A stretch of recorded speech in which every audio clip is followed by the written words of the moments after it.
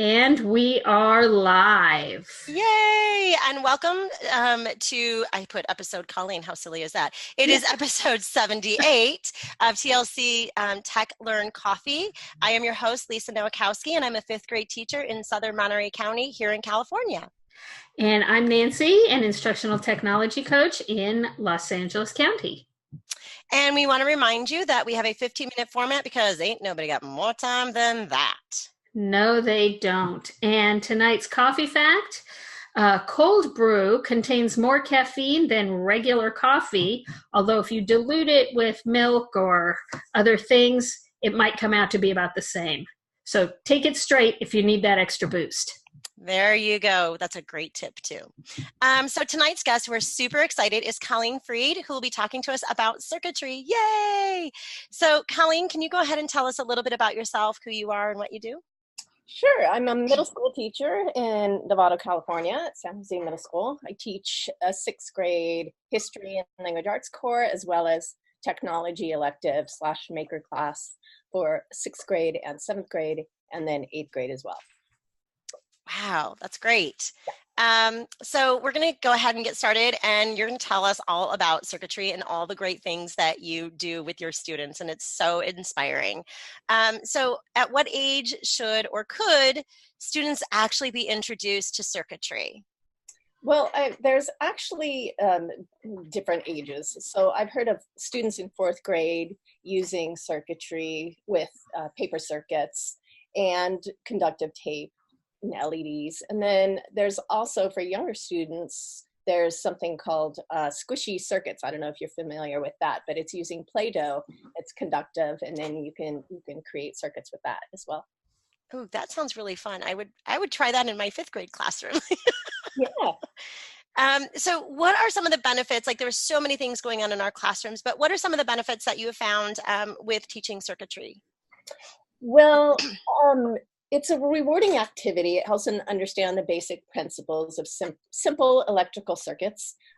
They learn how it flows from the positive to the negative and how to identify those in the LEDs. And it's also a first step for learning switches and how computer circuitry works. I was going to say, it sounds like they would also get the idea of closed circuit versus the open circuit and starting to make some of those connections. Yes, yes. That is so exciting. I love that. I have snap circuits in my classroom that the kids like to play with in the mornings. So it sounds like these are really great things. The conductive Play-Doh and the tape and the LED lights, but it sounds like it can also get kind of expensive. And as teachers, like, we put into so much into our classrooms. So what advice do you have for teachers in order to do it affordably in their classrooms? Well, the reason why I first started this is because I wanted to do coding, and it is expensive to get into the physical piece, but this was a really inexpensive way to do it. And you can find resources on Amazon.com, and you can get a packet of LEDs, like 50 to 80 LEDs, relatively inexpensive. The conductive tape, copper tape, you can get 21 feet of it for $6. And same with the coin cell batteries. They're very inexpensive. So it's just a very simple, easy, inexpensive way to add circuits to projects.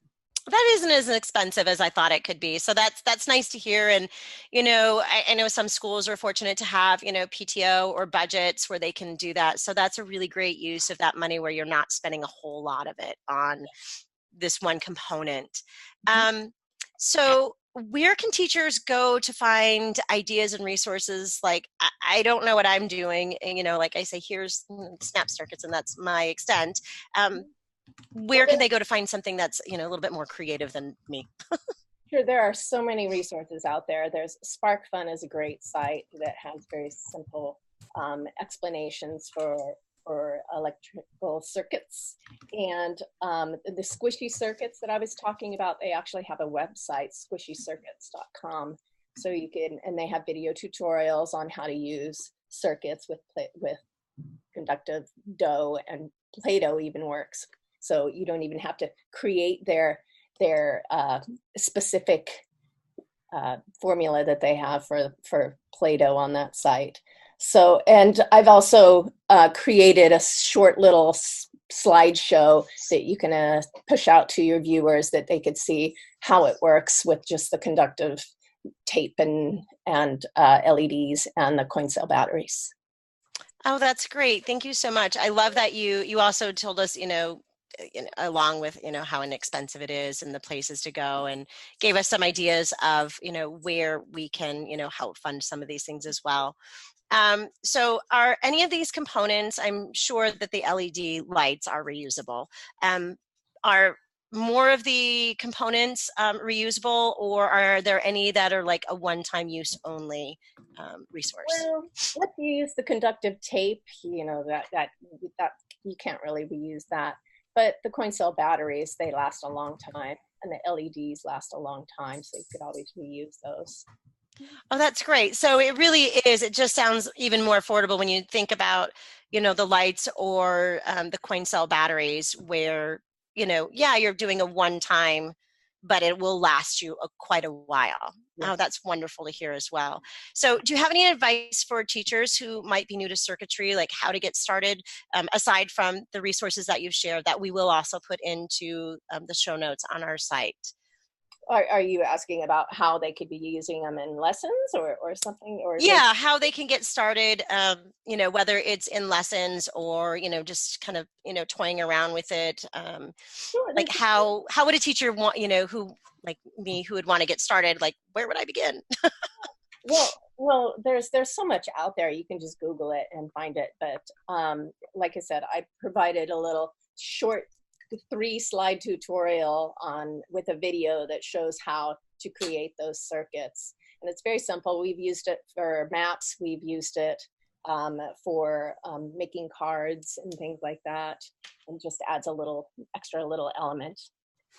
Ooh, you said one of my favorite words, maps. I am such a fan of maps, whether they're paper maps or Google Maps. How I like that. I've seen, the cards as well. Mm-hmm. So how do you use it in maps? Because yes, now I am intrigued.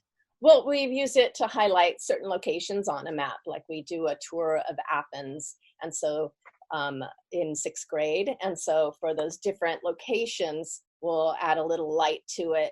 And we've even added simple little switches that once they touch it, it'll light up on the map.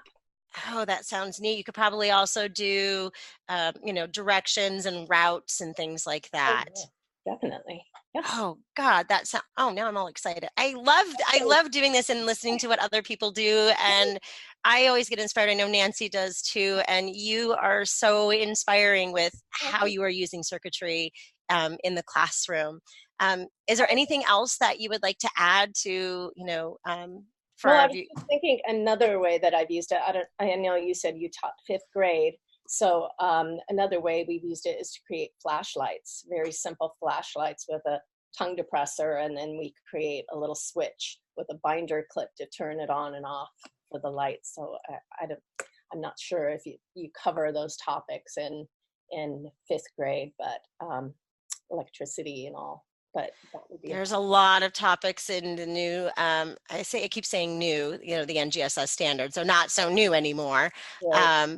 My students go to another class or went to another class for that this year. So, but yeah, it's fantastic. I love that idea of just a little flashlight, and then they could use it for like silent reading in the dark and exploring things. Oh, that is so great. So they can actually see their creation come to life and use it in other ways too, and how it can be so useful. Yeah, a good Father's Day gift too.